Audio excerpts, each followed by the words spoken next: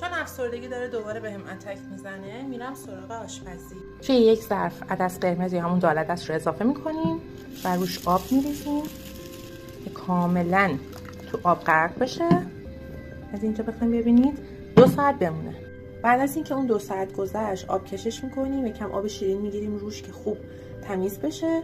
بعد که آبش رفت میریزیمش توی بلندر و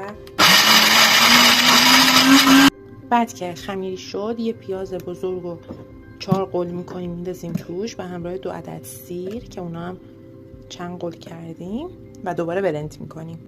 بعد بهش کمی ادویه های مورد علاقتون، من که همیشه به همه چیز زردچوبه میزنم، کمی زردچوبه اضافه میکنم، یکم فلفل سیاه، یکم که نه زیاد چون میخوام تند باشه، نمکم بعد اضافه میکنم به مقداری که دوست دارم و بعد 2 قاشق پر آرد سفیدم میذارم چون موادم آبکی شده.